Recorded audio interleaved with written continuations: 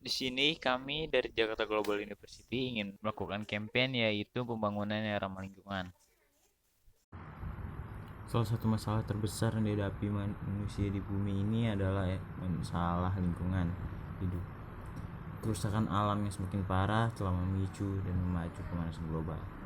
Akibatnya bukan saja bencana alam bertubi-tubi, melainkan juga cuaca yang menjadi sukar diprediksi. Tidak dapat dipungkiri bahwa manusia merupakan pihak yang paling bertanggung jawab atas kondisi alam yang memprihatinkan ini.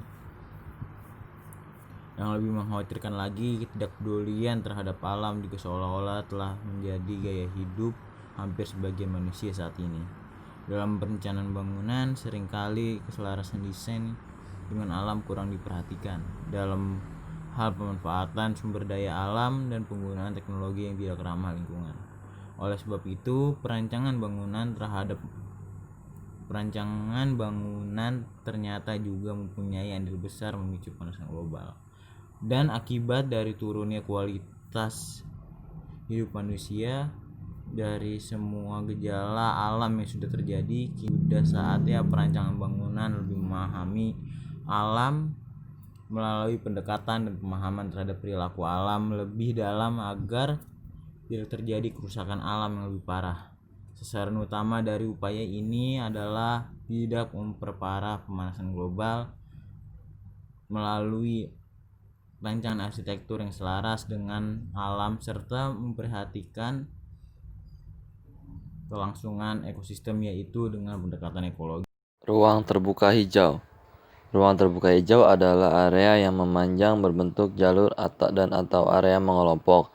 Dalam konsep pendesain rumah ramah lingkungan, yang patut diperhatikan pada tahap awal adalah bagaimana desain rumah itu sendiri. Metode yang dapat dilakukan adalah pengalokasian ruang terbuka hijau. Sebaiknya ruang terbuka hijau ditanami pepohonan yang bisa mengurangi polusi udara. Sifat tanaman yang mampu menyerap karbon dioksida dan mengeluarkan oksigen sangat bermanfaat untuk meningkatkan kualitas udara di sekitar rumah karena ruang terbuka hijau ini dinilai sangat signifikan dalam 30 tahun terakhir. Green roof atau roof garden. Pembuatan taman di atas atap bangunan atau biasa disebut green roof atau roof garden bisa dijadikan solusi keterbatasan lahan yang dimiliki.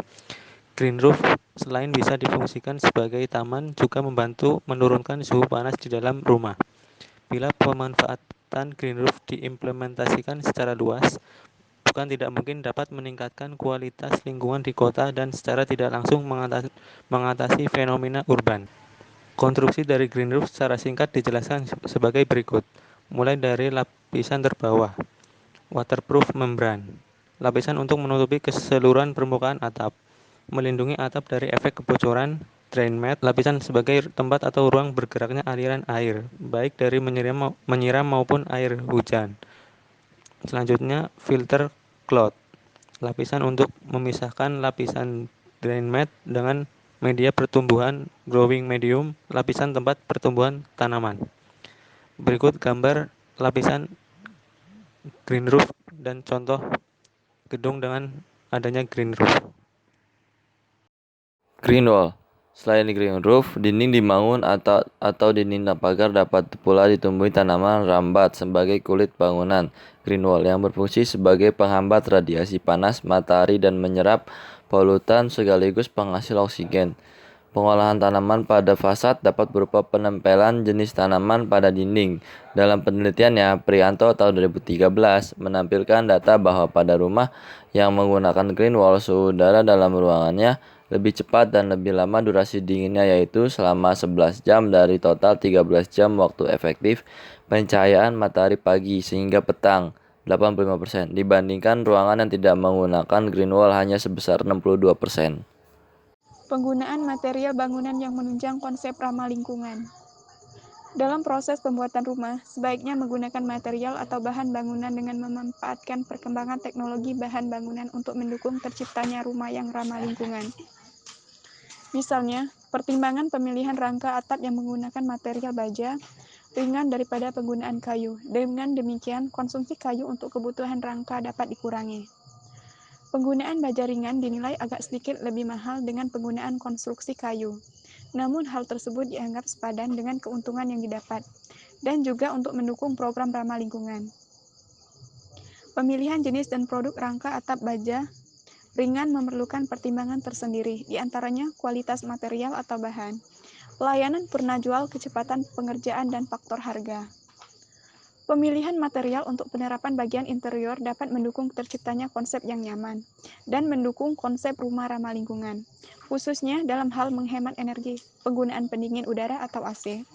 Penelitian yang dilakukan oleh Dianti R. dan Sutrisno tahun 2014 yang menyebutkan bahwa penggunaan material marmer dan gipsum keduanya sama-sama dapat menurunkan suhu di dalam ruangan sehingga ruangan terasa sejuk dan dingin. Maksimalkan penghawaan dan pencahayaan alami. Rumah ramah lingkungan hendaknya banyak memiliki bukaan untuk sirkulasi udara agar selalu mendapatkan pasokan udara bersih. Selain itu, rumah dengan konsep ini banyak memanfaatkan sinar matahari untuk pencahayaan. Sementara untuk mengurangi sengatan matahari bisa disiasati dengan membuat kanopi pada tiap jendela. Suhu ruangan dapat meningkat seiring dengan banyaknya sinar matahari langsung yang masuk. Oleh sebab itu, jumlah dan lamanya sinar matahari yang masuk ke dalam ruangan perlu dibatasi, khususnya sinar matahari langsung. Efisiensi penggunaan energi dan listrik. Listrik adalah salah satu kebutuhan vital pada setiap rumah berpenghuni. Gunakan listrik dengan bijak. Pilih alat-alat listrik yang mempunyai daya watt rendah. Ganti lampu pijar dengan lampu hemat energi. Pemborosan energi dari sisi penghawaan dan pencahayaan dapat dikurangi apabila bangunan didesain secara tepat. Hal ini dibuktikan dengan mulai banyaknya penerapan jalan maupun lampu pengatur lalu lintas yang menggunakan listrik tenaga surya.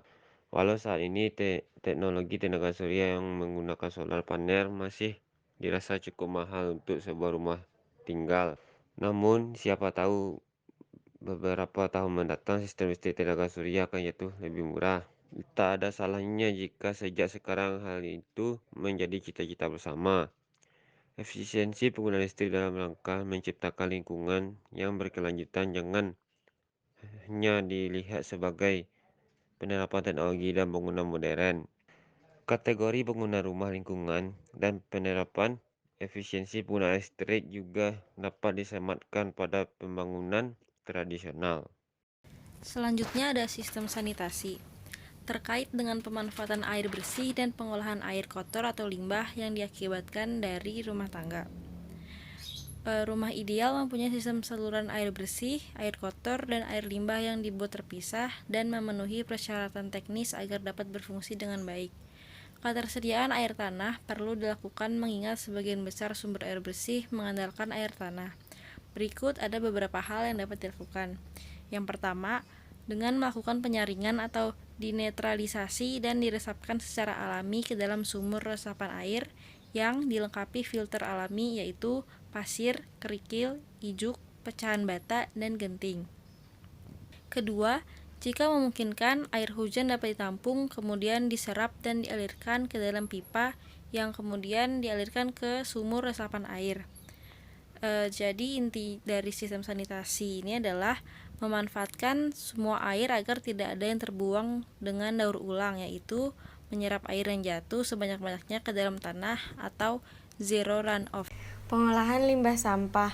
Pengangkutan dan pengolahan sampah perlu dipikirkan bersama agar tidak terjadi permasalahan di kemudian hari, khususnya bagi pemukiman di kota yang padat penduduknya. Titik awal dalam rangkaian pengolahan sampah dimulai dengan melakukan pemilahan sampah organik seperti sayuran, buah-buahan, dan makanan diolah kembali menjadi pupuk tanaman. Salah satu cara untuk mengolah sampah organik adalah dengan memanfaatkan lubang biopori di sekitar halaman rumah. Berikut cara membuat lubang resapan biopori. 1. Buat lubang silindris di tanah dengan diameter 10-15 cm dan kedalaman sekitar 100-120 cm, tetapi jangan melebihi muka air tanah. Lubang tersebut dapat dibuat dengan bambu, pipa besi, atau bor tanah dengan jarak antara lubang 50-100 cm. Kedua, lubang diisi dengan sampah organik. Fauna tanah akan berkembang biak menciptakan biopori yang dapat mempercepat laju peresapan air dalam lubang, serta mempercepat proses perombakan sampah organik menjadi kompos dan tidak menimbulkan bau. Setiap 5 hari sekali dilakukan penambahan sampah organik. Yang ketiga, kompos yang berbentuk dalam lubang resapan biopori dapat diambil untuk menyuburkan tanaman. Yang keempat, mulut atau pangkal lubang dikelilingi adukan semen selebar 2-3 cm, setebal 2 cm supaya tanah tidak jatuh ke lubang. 5. Jumlah lubang resapan biopori ditentukan berdasarkan luas lahan, yaitu setiap 50 meter persegi, luas lahan dibuat 10 lubang. Yang terakhir, lubang resapan berpori dapat dibuat sendiri dengan bor tanah atau dikerjakan oleh tukang bor sumur.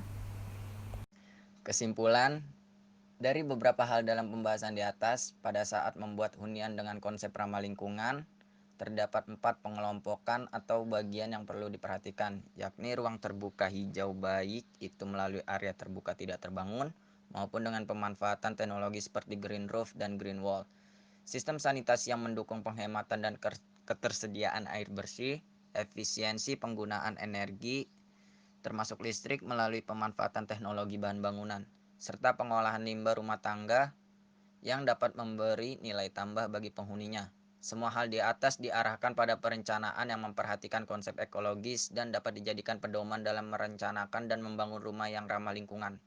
Menciptakan lingkungan hunian yang nyaman perlu dimulai dengan tindakan nyata dan dapat dilakukan dengan hal-hal kecil terlebih dahulu, kemudian menjadikan hal itu sebagai kebiasaan. Misalnya, merawat tanaman, hemat dalam penggunaan air dan listrik, memilah sampah, dan lain sebagainya. Optimisme dalam menciptakan masa depan bumi yang lebih sehat dan nyaman dapat terasa jika seluruh elemen masyarakat menyadari pentingnya hidup yang selaras dengan alam.